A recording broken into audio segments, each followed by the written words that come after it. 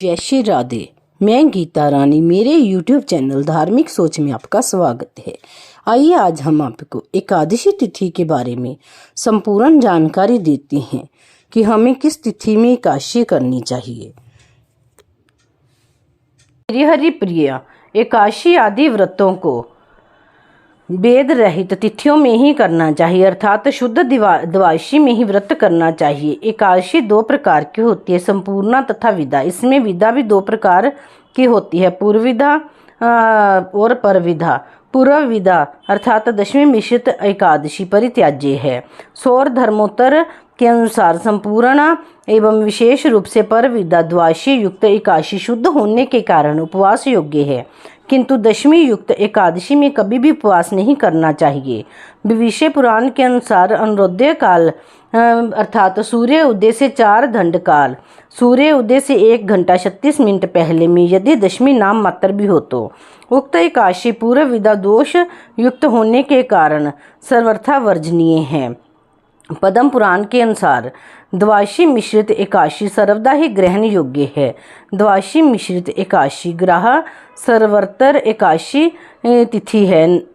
नारद पुराण के अनुसार जिस समय बहुवाक्य विरोध के कारण संदेह उपस्थित हो उस समय द्वादशी में उपवास करते हुए त्रयोदशी में पारण करना चाहिए, किंतु जिस शास्त्र में दशमी विदा एकादशी पालन की बात कही गई है वह स्वयं ब्रह्मा जी द्वारा कहे होने पर भी शास्त्र रूप में गण्य नहीं है। धर्म सिंधु के अनुसार एकादशी दो प्रकार की होती है, विदा और शुद्धा।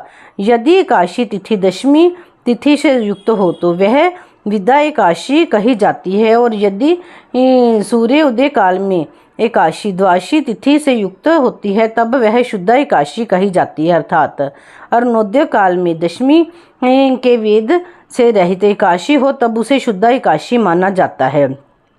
अग्नि पुराण के अनुसार द्वादशी विदा एकादशी में स्वयं श्री हरि स्थित होते हैं, इसीलिए द्वादशी विदा एकादशी के व्रत का त्रयोदशी को पारण करने से मनुष्य 100 यज्ञों का पुण्य फल प्राप्त करता है। जिस दिन के पूर्व भाग में एकादशी कला मात्र अवशिष्ट हो और शेष भाग में द्वादशी व्याप्त हो उस दिन एकादशी का व्रत करके त्रयोदशी में पारण करने से 100 यज्ञों का पुण्य प्राप्त होता है। दशमी विदा एकादशी को कभी उपवास नहीं करना चाहिए, क्योंकि वह नरक की प्राप्ति कराने वाली है। पद्म पुराण में भगवान एवं ब्रह्मा जी ने के संवाद में वर्णित है कि दशमी विदा एकादशी दैत्यों की पुष्टि वर्धनी है, इसमें कोई संदेह नहीं।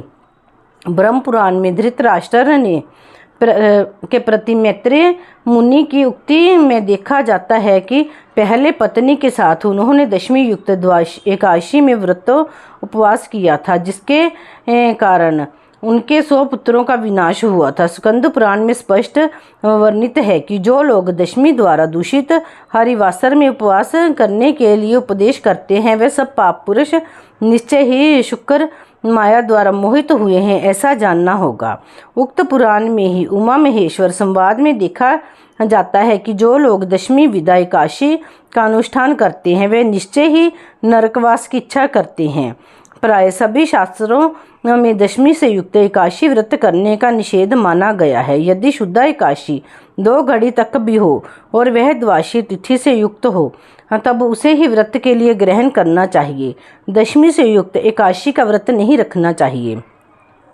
सामान्य जन साधारण को शुद्ध एकादशी का व्रत रखना ही पुण्यदायक माना गया है। गरुड़ पुराण के अध्याय 125 में कहा गया है कि गांधारी ने दशमी से युक्त एकादशी का व्रत रखा था। ऐसा करने पर उसने अपने सभी पुत्रों का वध अपने जीवन काल में ही देख लिया, इसीलिए दशमी से युक्त एकादशी का व्रत नहीं रखना चाहिए। अगर कभी ऐसा होता है कि किसी महीने में दशमी से युक्त एकादशी पड़ती हो तो मन में संदेह ना रखें, बल्कि द्वादशी का व्रत रखकर त्रयोदशी में पारण कर दें। शुक्ल पक्ष की एकादशी में पुनर्वसु, श्रवण, रोहिणी और पुष्य नक्षत्र हो तो वह बहुत शुभ फल प्रदान करने वाली होती है। त्रिस्पर्शा जिसमें एकादशी, द्वादशी और त्रयोदशी तिथि हो वह बड़ी शुभ मानी जाती है। कोई ऐसी तिथि एक बार भी कर ले तो उसे 181 करने का फल मिलता है। जो लोग एकादशी व्रत नहीं कर पाते हैं उन्हें इस दिन सात्विक रहना चाहिए। एकादशी के दिन लहसुन, प्याज, मांस, मछली, अंडा आदि मांसाहार भोजन नहीं करना चाहिए। छल, कपट और मैथुन आदि का त्याग भी जरूर करना है। एकादशी को चावल नहीं खाना चाहिए। तिथि में लकड़ी का दातुन तथा पेस्ट का उपयोग ना करें। नींबू, जामुन या आम के पत्ते लेकर चबा लें और उंगली से कंठ तक शुद्ध कर लें। वृक्ष से पत्ता तोड़ना भी वर्जित है, अतः स्वयं गिरे हुए पत्ते का सेवन करें। स्नान आदि करके गीता पाठ करें। श्री विष्णु सहस्त्र नाम का पाठ करें। हर एकादशी को श्री विष्णु सहस्त्र नाम का पाठ करने से घर में सुख शांति बनी रहती है।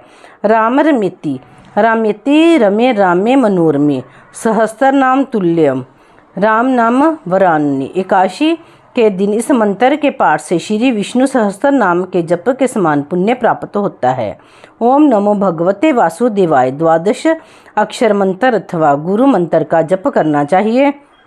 चोर, पाखंडी और दुराचारी मनुष्य से बात नहीं करनी चाहिए। यथासंभव मौन रहें। एकादशी के दिन भूलकर भी चावल नहीं खाना चाहिए, ना ही किसी को खिलाना चाहिए। इस दिन फलाहार अथवा घर में निकाला हुआ फल का रस अथवा दूध या जल पर रहना लाभदायक है। व्रत के दशमी, एकादशी और द्वादशी इन तीनों दिनों में कांसे के बर्तन, मांस, प्याज, लहसुन, मसूर, उर्द, चने, कोंदो, एक प्रकार का धान, शाक, शहद, तेल और अत्यंब पान, अधिक जल का सेवन इनका सेवन ना करें। फलाहारी को गोभी, गाजर, शलगम, पालक, कुल्फा का साग इत्यादि सेवन नहीं करना चाहिए। आम, अंगूर, केला, बादाम, पिस्ता इत्यादि अमृत फलों का सेवन करना चाहिए। जुआ, निंद्रा, पान, पराई निंदा, चुगली, चोरी, हिंसा, मैथुन, क्रोध तथा झूठ, कपट आदि अन्य कर्मों से निरंतर दूर रहना चाहिए। भूलवश किसी निंदक से बात हो जाए तो इस दोष को दूर करने के लिए भगवान सूर्य के दर्शन तथा धूप दीप से श्री हरि की पूजा कर क्षमा मांग लेनी चाहिए। एकादशी के दिन घर में झाड़ू नहीं लगानी चाहिए, इससे चींटी आदि सूक्ष्म जीवों की मृत्यु का भय रहता है। इस दिन बाल ना कटवाएं। इस दिन यथाशक्ति अन्नदान करें, किंतु स्वयं किसी का दिया हुआ अन्न कदापि ग्रहण ना करें। एकादशी की रात में भगवान विष्णु के आगे जागरण करना चाहिए। जागरण रात 1 बजे तक करना चाहिए। श्री हरि के समीप जागरण करते समय रात में दीपक जलाना है। उसका पुण्य 100 कल्पों में भी नष्ट नहीं होता। इस विधि से व्रत करने वाला उत्तम फल को प्राप्त होता है। को लकड़ी का एकादशी व्रत के पुण्य के समान और कोई पुण्य नहीं है। जो पुण्य सूर्य ग्रहण में दान से होता है उससे कई गुना अधिक पुण्य एकादशी के व्रत से होता है। जो पुण्य गोदान, स्वर्ण दान, अश्वमेध यज्ञ से होता है उससे अधिक पुण्य एकादशी के व्रत से होता है। एकादशी करने वाले के पितर नीच योनि से मुक्त होते हैं और अपने परिवार वालों पर प्रसन्नता बरसाते हैं। इसीलिए यह व्रत करने वाले के घर में सुख शांति बनी रहती है। धन, धान्य, पुत्र आदि की वृद्धि होती है, कीर्ति बढ़ती है, श्रद्धा भक्ति बढ़ती है, जिससे जीवन रसमय बनता है, परमात्मा की प्रसन्नता प्राप्त होती है। पूर्व काल में राजा नहुष, अम्बरीश, राजा गांधी आदि जिन्होंने भी एकादशी का व्रत किया उन्हें इस पृथ्वी का समस्त ऐश्वर्य प्राप्त हुआ। भगवान शिव जी ने नारद से कहा है कि एकादशी का व्रत करने से मनुष्य के 7 जन्मों के पाप नष्ट हो जाते हैं, इसमें कोई संदेह नहीं है। एकादशी के दिन किए हुए व्रत, गोदान आदि का अनंत गुना पुण्य होता है। बोलो एकादशी महारानी की जय। श्री विष्णु भगवान की जय।